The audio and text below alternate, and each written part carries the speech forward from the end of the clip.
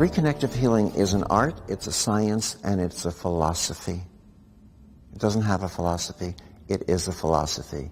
It is easily learnable, easily teachable, because it's not really healing that you're teaching. What you're doing is you're sharing a transmission of the energy, light, and information throughout the room of the students, and then showing them how to become familiar with it, to recognize it, to work with it. It's not an energy healing technique. It doesn't require steps, doesn't require rituals. It doesn't have a basis in fear where you have to protect yourself from negative energy. It's clean, it's clear, it's grounded. It's practiced by lay people around the world. It's practiced by doctors in hospitals as well as in their own private practices. Reconnective healing it's a return to an optimal state of vibration, an optimal state of balance, in which our imbalances seem to vibrate out of the system. It can be understood, and is understood, as a fully comprehensive spectrum of energy, light, information, healing frequencies. The first basic element being energy, because, well, everything is energy. Everything that we are is energy. Energy is our essence. It's organic to us because it is us. It's our actual physical body. Light is a resonance and a communication with the frequencies between the universe and us. And the information of the energy, light, and information spectrum comes through the very interaction and an entrainment of the energy and the light. It's tangible, it's measurable, you can actually feel it. We teach you how to discover, access, become aware of your relationship with the reconnective healing frequencies. It completely transcends energy healing and all of its myriad complex techniques. It's not a therapy. It's not a treatment.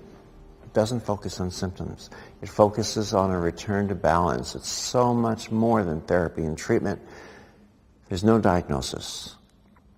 We simply access with and interact with the reconnective healing frequencies, bringing about changes, healings that are often fairly instantaneous and have a tendency to be lifelong. Science is continuing to explore how it works, trying to discover how reconnective healing works. Their studies have already confirmed the existence of reconnective healing. They're observing what it's doing. They're learning to figure out how. It's been documented in a dozen and a half international studies so far, maybe more, some of which are published, some of which are waiting to be published. When the reconnective healing frequencies sort of entrain with our, what you may think of as an energy body, we emit and vibrate at a higher level of light.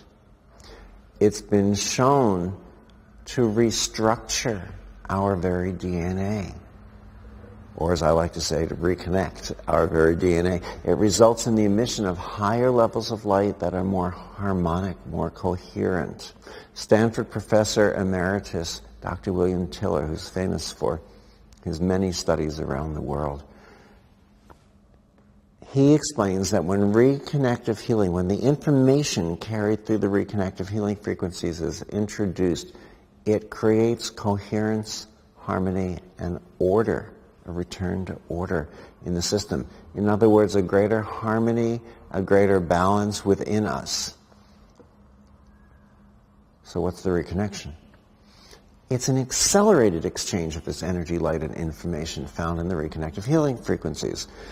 It is a focused formation to connect basically three systems. The ley lines that encircle the planet and the globe, the meridian lines on our bodies, often used by acupuncturists, and tying us in to a universal energy system, sometimes referred to as a universal grid system. The reconnection is a once-in-a-lifetime experience. It ties us back into a timeless network or a timeless system of intelligence, Jokingly, I often say it should come with a warning. It says, caution, the reconnection may radically alter the course of your life. Now, that's not really accurate. What it will do is it won't alter the course of your life, but it has a tendency to rapidly throw you onto your life path, your life mission, which may very well be the course you feel that you're already on. And very often, it's a course you haven't even dreamt of. We have to understand that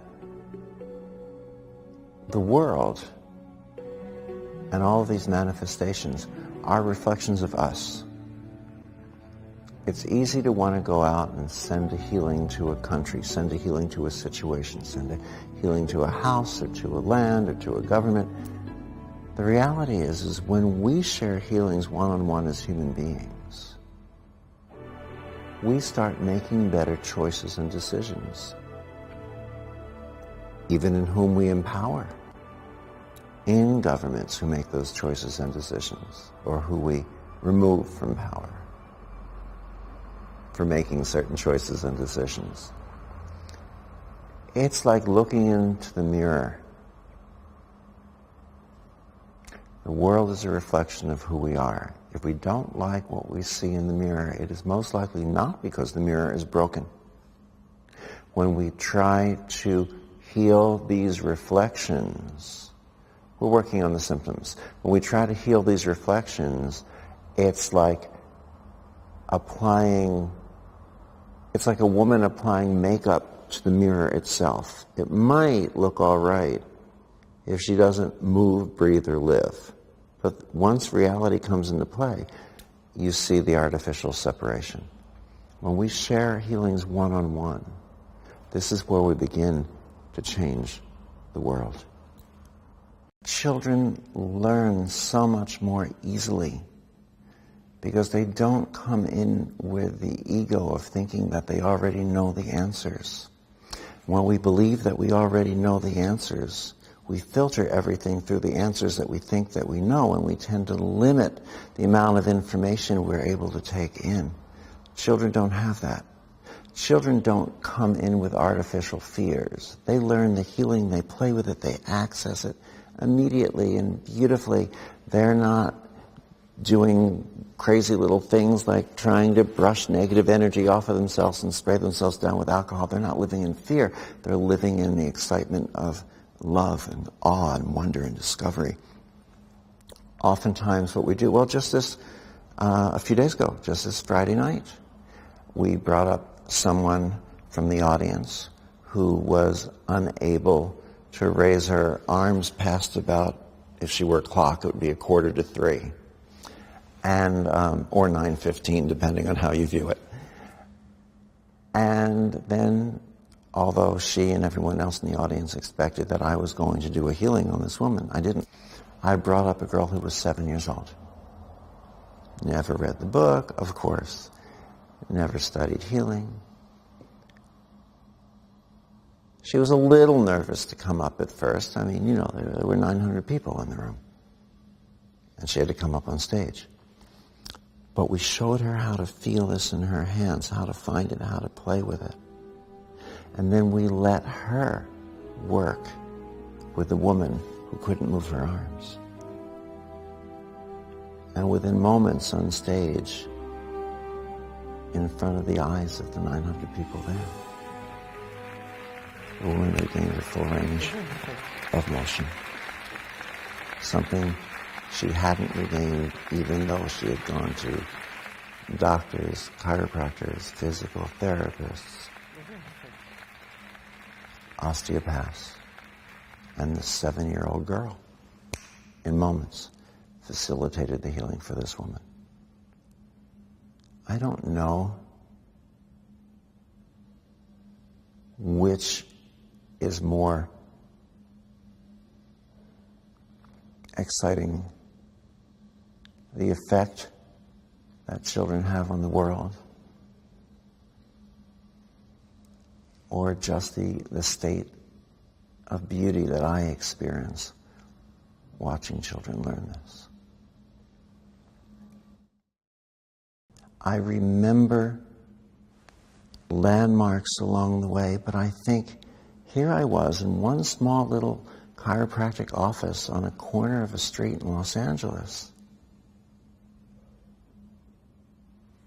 And now the work that has come through has affected millions. But it's not me. You know what I really am for it, I think? I'm the mouth of the work. I'm the person who speaks. I'm the face that people think of and associate with it. But I'm not the work. I'm not the gift.